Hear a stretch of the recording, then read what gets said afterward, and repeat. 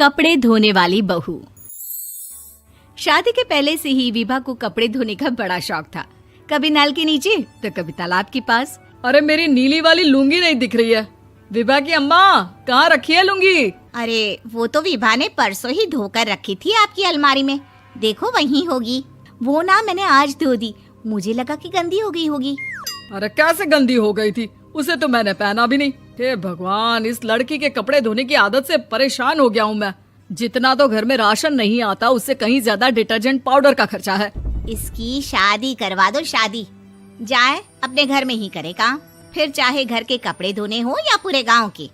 हाँ ठीक बोल रही हूँ, देखता हूँ मैं कोई लड़का। वो दिन भी आ जाता है जब विभा को देखने लड़के वाले आ जाते हैं। लड़की मुझे अच्छी लगी।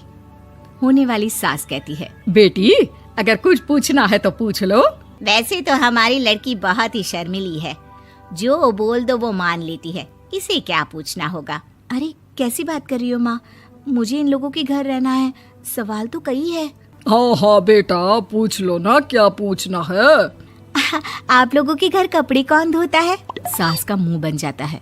देखो, अगर तुम ये कहना चाहती हो कि तुम्हें कपड़े धोने नहीं आते तो सुन लो, कपड़े मैं ही धोती हूँ, लेकिन तुम्हारे आ जाने के बाद मैं रुमाल तक नहीं धोऊंगी। अरे चुप रहना भाग्यवान, बहू बेचारी घर आई नहीं, उसे डराना शुरू कर दिया। वो क्या है ना बिटिया, अभी तक तो ये कल्लू की माँ ही धोती थी, लेकिन अब तुम्हारे पापा तो दहेज में वॉशिंग मशीन देंगे ही। तभी विभा की माँ बोल पड़ती है, सवाल भी पूछा तो क्या। वैसे भाई साहब, मशीन की तो फिर भी कपड़े धोने की कैपेसिटी होती है। मतलब जो बिटिया दे रहे हैं ना विभा, इसे कपड़े धोने का बहुत शौक है। ये आप लोगों के क्या, आस पड़ोस गांव मोहल्ले सबके कपड़े धो दे और उफ तक ना करे। बाहर देखा नहीं आपने कितने कपड़े सूख रहे हैं, सब हमारी बिटिया ने ही तो धोए हैं। बस भी करो ना माँ, शर्म आ रही इतनी तारीफ सुनकर। और तो और एक दाग निकाल कर दिखाओ तो मान जाऊं। हाँ अच्छा, माफ करना बेटा, मैंने गलत समझा। हमें तो रिश्ता बहुत पसंद है। और ऐसे जुड़ जाता है रिश्ता कपड़े धोने का शौक रखने वाली विभा का। उसकी शादी हो जाती है कोयला फैक्ट्री में काम करने वाले कल्लू के साथ। शादी के बाद अचानक विभा चिल्लाती हुई सास के पास आती है। सासू माँ, अरे सासू माँ कहाँ है आप? ये तो धोखा है, धोखा दिया आप लोगों ने मुझे। इसे ससुर के चक्कर के बारे में पता चल गया। अरे तो उसमें तुझे क्यों धोखा मिला है? अरे नल में पानी नहीं आता, कपड़े कैसे कब धुलेंगे? अच्छा, तू पानी नहीं आ रहा उसकी बात कर रही है। तो आपने क्या सोचा? कुछ नहीं। अच्छा, तेरी माँ ने कहा था कि कपड़े धोने का शौक है तुझे, याद आया मुझे। शौक बोलकर कपड़े धोने वाले मेरे जुनून को कम ना आके सासू माँ, कपड़ा धोना मेरा गुरूर है। तभी पति भी वहाँ आ जाता है। अभी मैंने इसे सनी देओल की फिल्म दिखाई है, उसी के डायलॉग मार रही है माँ। अच्छा सुन, साफ साफ बता रही हूँ, पानी सुबह 4 से 6 और शाम को 10 से 12 आता है, समझी? विभा टाइमिंग सुनकर हैरान हो जाती है। ये क्या भूतों का मोहल्ला है? सुबह 4 बजे उठकर कौन कपड़े धोता है? 4 बजे टंकी में पानी जाता है, फिर सारा दिन धोना ना, किसने मना किया?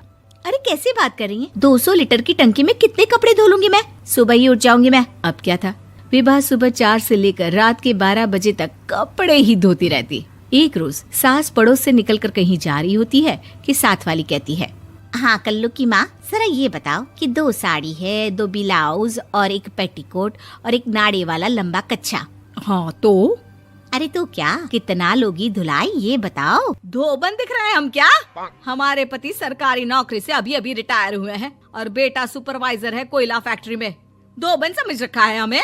हाय रे कल्लू की अम्मा, माफ कर दो, वो तो मोहल्ले में यही सब बता रहे थे कि तुमने बहू को कपड़ा धुलवाने के काम में लगा दिया है। सास को पड़ोसन की बात सुनकर गुस्सा आ जाता है। वो घर पहुंचती है जहां घर के बाहर ही इतने सारे कपड़े सूख रहे होते हैं जितने कि किसी धोबन के घर पर। अरे ओ कल्लू की दुल्हन, बाहर निकल। माँ जी यहीं आ जाओ, बाथरूम में चादर धो रहे हैं हम। अरे अभी हम धोते हैं, तुमको बाहर निकलो। ये आस पड़ोस वाले बोल रहे हैं कि हम बहू से कपड़े धुलवा कर उसे कपड़ा धोने वाली बना दिए हैं। अरे छोड़ो ना माँ जी, किन लोगों की बातों में आती हो? आस पास के लोगों का तो काम ही होता है कि वो किसी तरह सास बहू को लड़ा दे। बहू सारे घर के कपड़े धोती है, ये क्या कम है? बोलिए। सास को भी लग जाता है कि वो बहू का ये सनकीपन नहीं छुड़वा सकती, इससे अच्छा है कि खुद ही चुप हो जाए। एक रोज सास और बहू मंदिर जाते हैं, जहाँ सास की साड़ी वहाँ खड़ी भीख मांगने वाली से मिलती है। माँ जी क्या बात है, आपकी साड़ी उस भिखारन से कितनी मिल रही है ना? हाँ हाँ, देखो तो दोनों की साड़ी मिल रही है। क्या बात है कल्लू की अम्मा, तुम खुद को तो अफसर की बीवी बताती हो और ऐसी सिंपल सी प्लेन साड़ी पहनकर घूमती हो। सिंपल और प्लेन नहीं है ये साड़ी। तो क्या सोने के धागे से फूल बने हैं? कुछ भी सासू माँ, कुछ भी। हाँ, बने थे इस साड़ी में सोने के धागे से फूल। मेरे पति लेकर आए थे मद्रास से स्पेशली मेरे लिए 10,000 की। ताहे भाई साहब इस भिखारन के लिए भी सेम टू सेम साड़ी लेकर आए होंगे 10,000 की। सास उस वक्त कुछ नहीं कहती, लेकिन बहू के साथ घर आती है और अलमारी से एल्बम निकाल कर लाती है। ये साड़ी देख रही है, ये वही साड़ी है जिसे मैंने अभी पहना था। इस साड़ी में ये जो चमकदार फूल दिख रहे हैं ना, ये सोने के धागों से काढ़े गए हैं। लेकिन तू लोकल वॉशिंग मशीन ब्रश से घिस घिस कर सारे फूलों को निकाल कर साड़ी प्लेन कर दी। मुझे माफ कर दीजिए सासू माँ। और तो और, जब मैंने तुझे तेरी गलती के लिए कुछ नहीं कहा, लेकिन तूने तो सबके सामने मेरा मजाक ही बना दिया। क्यों? बहू को समझ में आ जाता है कि अब से उसका कपड़े धोना बंद।